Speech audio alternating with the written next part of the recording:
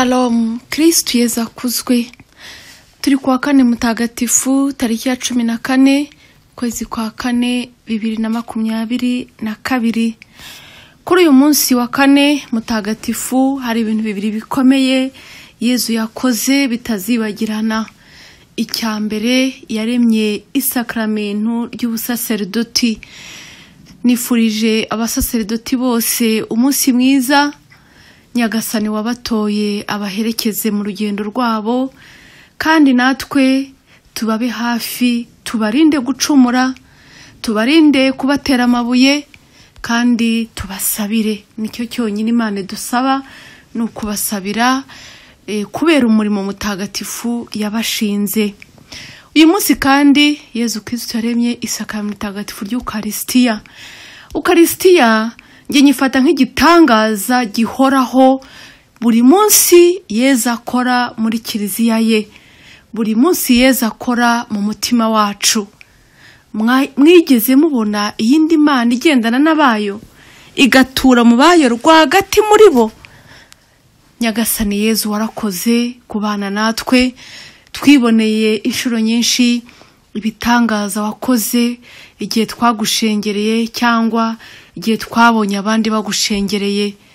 Bavandimwe rero, uyu munsi dufata umwanya uhagije dushengerere Yesu, tumushimire ibyiza byose adukorera, kandi iri sakramentu igihe turihawe turizirikane, tumuhabwe twiteguye kandi duse n'uwo duhawe.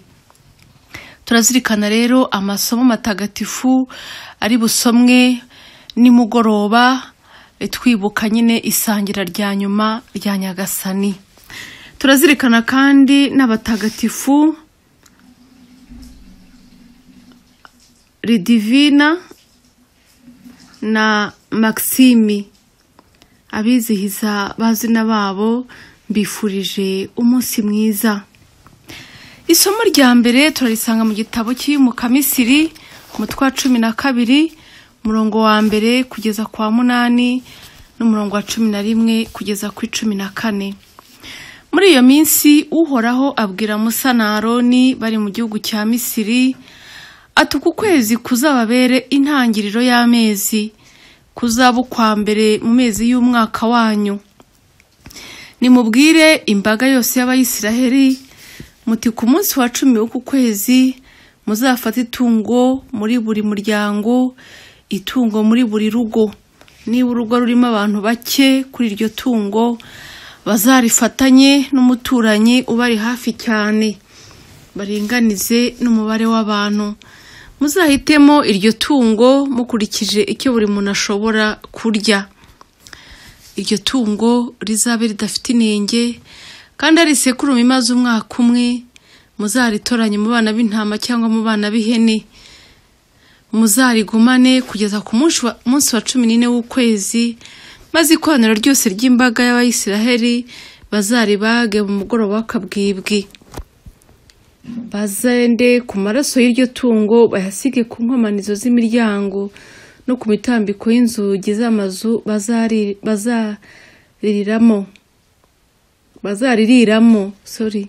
Bazarya inyama zaryo muri iryo joro, bazazirya zokeje, bazishe imigati idasembuye n'imboga zisharira. Iryo tungo muzarirye mutya, muzabe mukenyeje umukoba, mwambaye inkweto mu birenge, mufite inkoni mu ntoki, kandi muzarye mugira bwangu, kuko ari Pasika y'Uhoraho. Muri iryo joro nzambukiranya igihugu cya Misiri, maze nice icyavutse ari uburiza cyose mu gihugu cya Misiri, guhera ku bantu kugeza ku nyamaswa, kandi n'ibigirwamana bya Misiri byose mbicira imanza, nige Uhoraho. Bavandimwe, Abayisiraheli basangiye iri funguro, ariko bigaragara ko bari bafite n'urugendo rurerure. Imana yagendanye nabo, kandi basangiye nk'abaturanyi, nk'umuryango. Kimwe mu bintu uyu munsi biruhije binatuma ubuvandimwe bugenda bucika, nuko tutagisangira, ndetse niyo dusangiye tuba duhushura, kandi tukibagirwa ko turi abagenzi tujya ku Mana, tugomba gusangira kandi tugasengana. Aba bantu uru rugendo bagiye kurukorana n'Imana, birumvikana bakoresheje amaraso y'amatungo, ariko twebwe mu isezerano rishya Kristo yadukirishije amaraso ye, kuko amaraso ye yaratwuhagiye maze duhinduka abaziranenge. Aya maraso yabereye Abayisiraheli ikimenyetso kitazibagirana cyuko Imana ibakijije ukuboko kw'Abanyamisiri. Natwe duhore twibuka ko Kristo yadukirishije amaraso ye, maze urwo rwibutso ruhore mu maso yacu no mu mutima wacu. Musa na Aroni ndetse n'umuryango w'Imana ntibazigera bibagirwa aya mateka. Ijambo ry'Imana riti buri mwaka muzajye mukora urugendo rwo kujya gusingiza Uhoraho, muzajye muhimbaza uwo munsi uko ibihe bihora bisimburana, ngiryo itegeko ridakuka mbahaye. Nyagasani, nanjye uzamfashe sinzibagirwe ko wameneye amaraso. Turazirikana kandi Zaburi 116, haragasingizwa inkongoro n'umugati bibeshaho umuryango wawe. Bavandimwe, ntihazagire uzicwa n'inzara kandi dufite umugati w'ubuzima. Isomo rya kabiri turarisanga mu ibaruwa ya mbere Mutagatifu Pawulo intumwa yandikiye Abanyakorenti, umutwe wa 11 umurongo wa 23 kugeza kuri 26. Bavandimwe, jyewe rero dore ibyo nashyikirijwe na Nyagasani, bikaba ari byo nabagejejeho. Nyagasani Yezu araye ari butangwe yafashe umugati, amaze gushimira arawumanyura avuga ati, iki ni umubiri wanjye ubatangiwe, mujye mubikora bibe urwibutso rwanjye. Barangije kurya, n'inkongoro ayigenzereza atyo avuga ati, iyi ni inkongoro y'isezerano rishya rishingiye ku maraso yanjye, mujye mubikora namwe, kandi igihe cyose muyinywereyeho bibe urwibutso rwanjye. Kuko igihe cyose murya uyu mugati mukanywa no kuri iyi nkongoro, mwamwamamaza urupfu rwa Nyagasani kugeza igihe azazira. Bavandimwe, ubusanzwe iyo umuntu agiye gupfa aba ahangayitse, kereka wenda abapfuye batunguranye, cyangwa se wenda umuntu twavuga wagize ingabire idasanzwe. Tuzabona abapfa batongana, abapfa bahisha imitungo bari bafite, abaca bihebye, abapfa bihebye, abapfa banduranya, wamubwira ikintu akacyanga. Hari n'abapfa banze Imana burundu, ahubwo bakikomeyeho. Kubona rero umuntu ugiye gupfa utekereza abandi mu rupfu rwa Yezu, ntabwo hari habuzemo imuteye ubwoba, ariko mbere y'uko atangwa ashyira abigishwa be hamwe, asangira nabo. Uru ni urwibutso rwa nyuma rw'urukundo ruhambaye ruhebuje. Yakunze abe kandi arabiha kugeza ku munota wa nyuma. Nyagasani, uduha umubiri wawe, uduha amaraso yawe ngo bibe urwibutso ruhoraho. Mureke rero igihe duhabwa Yezu tuzirikane iyi neza ikomeye, kandi kugeza igihe azagarukira iri funguro ntituzigere turibura cyangwa turyibuza. Bavandimwe, dufite amahirwe akomeye yo guhabwa Yezu buri munsi. Nyamuneka ntimuzabigire ibisanzwe, nimuhabwe Yezu kandi tumwubahe. Yezu mu Eucharistia tumwubahe, kuko ni isakramento rikomeye kandi Nyagasani atwigaragarizamo buri munsi mu gitambo cya misa. Babandi rero bahinyura misa, babandi bahinyura Eucharistia, muramenye mutazibuza Imana kandi yaraje basanga. Ivanjiri ntagatifu yo turayisanga kwa Yohani umutwe wa 13 umurongo wa 1 kugeza ku 15.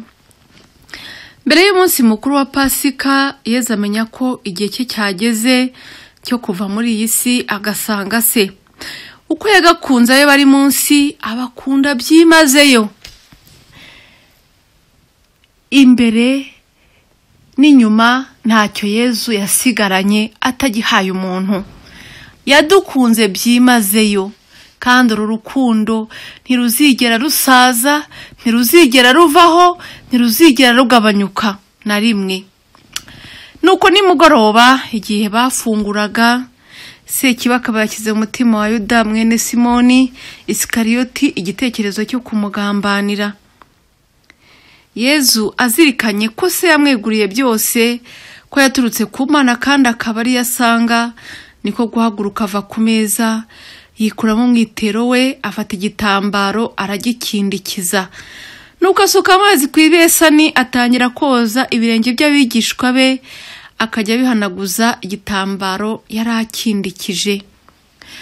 Muzirikane ko Yezu Kristu ari kumwe n'abigishwa be, ariko anari kumwe n'umwe muri bo ugiye kumugambanira.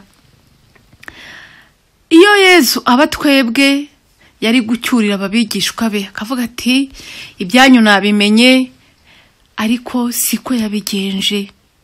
Iyo Yezu aza gusa natwe, aba yarababwiye ati sinasangira namwe n'ukuntu nzi uburyarya bwanyu, ariko siko yabigenje. Nyamara ibyiza byose yabakoreye, Yuda ntibyamugaruye. Yuda, kuki utumvise? Nyamara Yuda ni nkatwe twese. Twebwe wenda amahirwe dufite nuko tukemera impuhwe z'Imana. Yuda ntiyemeye impuhwe z'Imana. Yumvise ko icyaha cye gisumba impuhwe z'Imana. Yezu rero arahaguruka, yiyambura imyambaro ye, maze atangira koza ibirenge by'abigishwa be. Ubusanzwe ibirenge biranuka. Abantu benshi bagira n'ibirenge bibi. Umuntu akabihisha, bakabona umuntu w'igitangaza, ariko akenshi ibirenge by'umuntu ni ibintu umuntu ubwe yakwiyogereza. Ariko Yezu yoza ibirenge, kandi ikigaragara nuko yabatunguye. Bivuze ko wenda bishobora kuba bitaranasaga neza cyane. Iyo wenda baza kuba babimenye bari kubitegura, ariko noneho arabatunguye, araboza ibirenge, arangije abahanaguza igitambaro yarakindikije. Ageze imbere ya Simoni Petero, Petero aramubwira ati Nyagasani, aba ari wowe unyoza ibirenge? Yezu aramusubiza ati ibyo nkora ubu ntiwabimenya, ariko uzabimenya hanyuma. Petero aramubwira ati ntuzigere na rimwe unyoza ibirenge. Yezu aramusubiza ati ndamutse ntakogeje ntuzagira umugabane hamwe nanjye. Petero noneho arasubiza ati Nyagasani, noneho si ibirenge gusa, dore n'amaboko ndetse n'umutwe. Yezu aramusubiza ati uwiyuhagiye nta kindi aba ashigaje kitari ukoga ibirenge, kuko aba yisukuye wese. Namwe murasukuye, ariko si mwese. Yarazi neza uri bumugambanire, bituma avuga ati mwese ntimusukuye. Iyo Petero adakundwa na Yezu kugeza ku ndunduro, ntabwo ari kuzabasha gukora ubutumwa Yezu yamushinze. Nawe hari umunsi azaba umugaragu w'abandi. Bavandimwe, iyo tutakira urukundo rw'Imana ngo twakire Yezu mu buzima bwacu, ntidushobora natwe kumutanga. Nyamara Yezu abo yari kumwe nabo bose ntibari basukuye. Yamaze rero kuboza ibirenge, asubizamo umwitero we, asubira ku meza, arababwira ati aho mwumvise ibyo amaze kubagirira, munyita umwigisha wa Nyagasani, ni koko muvuga neza, kandi kuko ndi we. Ubwo rero mbogeje ibirenge kandi ndi Nyagasani n'umwigisha, namwe murajye mwozanya ibirenge ubwanyu. Ni urugero mbahaye, kugira ngo uko nabagiriye abe ariko namwe mugirirana ubwanyu. Yezu ati ibyo nkoze namwe mubikorera abandi. Muvandimwe rero, niyo mpamvu urukundo buri gihe rutera intambwe ya mbere. Yezu yateye intambwe ya mbere, yoza ibirenge by'abigishwa be. Nawe rero reka gusigana mu rukundo, ahubwo manuka woze ibirenge by'abandi, use na Yezu, ibyo yakoze mu rukundo utangire ubyigane. Ntiwazamugeraho utize gukunda nkawe. Akumurikire, aguhe umugisha, kandi ahorane nawe muri byose urakabaho.